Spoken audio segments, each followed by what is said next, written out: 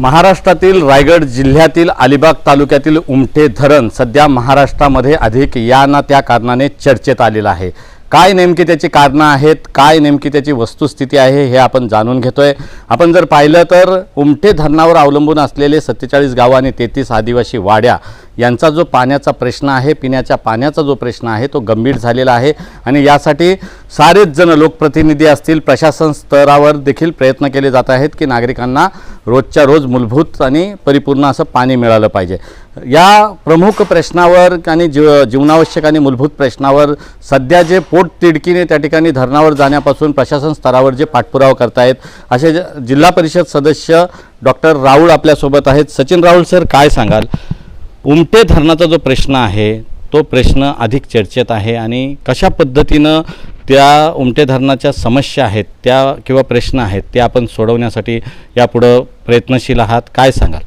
33 आदिवासी वाड्या आणि 47 गावं या धरणावर अवलंबून आहेत आणि कित्येक वर्ष ह्या धरणाचा गाळ निघालेला नाहीये। जॅकवेल बंद आहे, फिल्टर प्लांट बंद आहेत। तर हा अतिशय महत्त्वाचा प्रश्न आहे आणि तो सोडवण्यासाठी मी पोटतिडकीने प्रयत्न करतोय। याचं कारणच आहे की ज्या महिला वर्ग आहेत हे सकाळ संध्याकाळ या पाण्यासाठी अक्षरशः तरसत आहेत आणि जोपर्यंत या महिलांचा पाण्याचा प्रश्न, त्यांच्या डोक्यावरचा हंडा जोपर्यंत उतरत नाही तोपर्यंत मला वाटतं मला निवडून येऊन काय फायदा नाही आहे। कारण एका बाजूला आपण महिला सक्षमीकरणावर बोलतो आणि इथे महिलांना पाण्यासाठी वणवण करावं लागतंय। तर मी मागच्या नियोजनच्या दिशाच्या मीटिंगमध्ये आपले श्रीरंग माने साहेब आहेत किंवा खासदार तटकरे साहेब आहेत यांच्या समोर हा प्रश्न मांडला। आमचे आमदार साहेब तिथे होते, जिल्हा परिषद अध्यक्ष तिथे होते आणि त्यांच्यासमोर सुद्धा हा प्रश्न मांडला की कित्येक वर्ष आपल्या पाण्याचा म्हणजे धरणातला गाळ निघालेला नाही आणि तो काढणं खूप गरजेचं आहे। त्याच्यावर त्यांनी पॉझिटिव्ह रिप्लाय केलेत। मला वाटतं की याच्यातनं गाळ निघण्यासाठी ते लोक पण प्रयत्न करतात। शासनामार्फत आता गाळ निघेल नाही निघेल, पण मला वाटतं की आता आम्ही सामाजिक संस्था किंवा अजून कोणी आपल्याबरोबर येत असतील आणि त्यामार्फत पण आपण जर गाळ काढू शकत असू तर त्यासाठी मी नक्कीच प्रयत्न करेन। दादा, पावसाळा जवळ आलेला आहे आणि मागच्या पावसाळ्यापूर्वी उन्हाळ्यामध्ये आम्ही पाहिलं की आपण स्वतः स्वखर्चाने देखील त्या ठिकाणी मोठा निधी आणि फंड उपलब्ध करून दिला होता। JCP असेल किंवा इतर ट्रॅक्टर असतील किंवा इतर ज्या काही साधनसामुग्री आहेत त्या आपल्या माध्यमातून आपण डंपरपासून सर्व दिलेलं होतं। आत्ता देखील तशीच परिस्थिती आहे का? ह्या मधल्या काळामध्ये जर एखाद्या सामाजिक संस्था आणि तुम्ही सामाजिक भावनेतून पुढे येऊन ही कामं करत असाल तर मोठ्या स्तरावर कसं काम केलं पाहिजे जेणेकरून हा प्रश्न सुटेल? नक्कीच आम्ही बऱ्याचशा सामाजिक संस्थांबरोबर बोलतोय की तुम्ही पुढाकार घ्या, तुमच्या फंडातना पोकलन ट्रक द्या, पैसे स्वरूपी देऊ नका, तुम्ही गाड्या द्या किंवा जे पोकलन आहे ती द्या आणि त्या तर याच्यात माध्यमातून आपण माती काढूया जेणेकरून गाळ निघेल। कारण आता मे महिना पण संपला आणि पाऊस जर चालू झाला तर मला वाटत नाही यावर्षी पण गाळ निघेल। आणि सगळे जे ज्याच्यासाठी मी प्रयत्न करतोय, ज्याच्यासाठी मी पोटतिडकीने धावतोय, जर तो प्रश्न मार्गी नाही लागला तर मला वाटतं की कुठेतरी खेदाचं होईल। आणि आमच्या जिल्हा परिषद मार्फत किंवा मी सरकारला पण आवाहन करतो की तुम्ही हा विषय गांभीर्याने घ्या आणि खरोखर गाळ काढणं गरजेचं आहे। नाही तर पुढल्या वर्षी मला वाटतं अजिबात म्हणजे ह्या वर्षी डिसेंबर पासून 1 दिवस आड पाणी किंवा 4 दिवस आड पाणी यायला लागलं, पुढल्या वर्षी मला वाटतं ऑगस्ट नंतरच ही सुरुवात होईल। एकूणच आपण बघतोय की काल जर बघितलं तर पाणी पुरवठा विभागाचे अधिकारी देखील त्या ठिकाणी गेले होते। त्यांनी देखील भूमिका मांडली की जो संभ्रम निर्माण झाला होता की जर गाळाचा उपसा जास्त केला तर धरणाला धोका आहे, पण त्यांनी सांगितलं आहे की कितीही गाळ उपसा केला तरी धरण सुरक्षित आहे।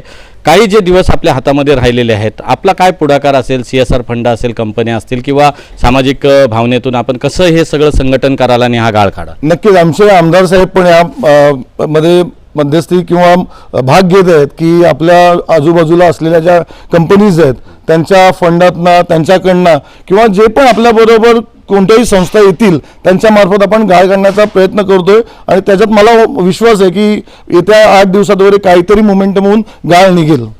आपण सर्वात पहिले जर बघितलं तर अनेकांनी जिल्ह्यातल्या जिल्हा परिषद सदस्यांनी विविध प्रश्न मांडले, मात्र आपण जो प्रश्न मांडला तो पाण्यासारख्या जीवनावश्यक आणि मूलभूत प्रश्नावर आपण भर दिला आणि आपल्याला जी काही वेळ आणि मिनटं दिली होती ती आपण केवळ उमटे धरणावर त्या ठिकाणी घेतलं, कारण हजारो लोकांच्या नागरिकांचं जीव की प्राण असलेलं उमटे धरण आहे। काय आता सकारात्मक प्रतिसाद आहे? जिल्हा परिषदेचे अध्यक्ष असतील, तटकरे साहेबांनी देखील आपण उपस्थित केलेल्या प्रश्नावर त्या ठिकाणी 5 कोटी निश्चय सूचना दिलेल्या आहेत की त्या पद्धतीचा निधी उपलब्ध करण्याचा प्रस्ताव करा. आता उद्याच आमची जिल्हा परिषदची मीटिंग आहे. त्यामध्ये नेमकं काय निर्णय येतो ते मला समजेल आणि त्यानंतरच या बाबतीत बोलू शकतो. पण एकंदरीत जेव्हा जेव्हा मी त्यांना जाऊन भेटतोय पॉझिटिव्ह दिसत आहेत आणि काम होईल अशी आशा आहे. एकूणच आता देखील आपण 8 दिवसातून किंवा 2 दिवसातून आपण उमटे धरणावर जात आहे. काय सध्या परिस्थिती आहे? पाण्याचा स्रोत आणि साठा कशा पद्धतीचा आहे? तो पुरेल का? काय वाटतं? पाण्याचा साठा थोडाफार आहे, पण तिथे जे मशिनरी आहे, जॅकवेल आहे किंवा फिल्टर प्लांट आहेत हे बंद आहेत. हे चालू व्हायला पाहिजे. आणि जी आजूबाजूला जे घाण आणि सगळी झाली आहे ती जर काढली तर पुढल्या वर्षी नक्कीच चांगल्या प्रकारे पाणी मिळू शकतं. आपले पुढचा पाठपुरावा कसा असेल निधी मिळवण्यासाठी? नक्कीच मी जिल्हा परिषद माध्यमातून तर पाठपुरावा घेतच आहे. आमदार साहेबांकडे जातोय. आता तटकरे साहेबांशी आपण बोललोय आणि आता मी पर्सनली ज्या आमच्याकडे कंपनीज आहेत त्यांच्याकडे पण जातोय की तुम्ही कॅश स्वरूपात नका तर तुम्ही तुमच्याकडनं JCBs किंवा पोकलन्स आणि ट्रक्स वगैरे द्या जेणेकरून तो गाळ निघेल.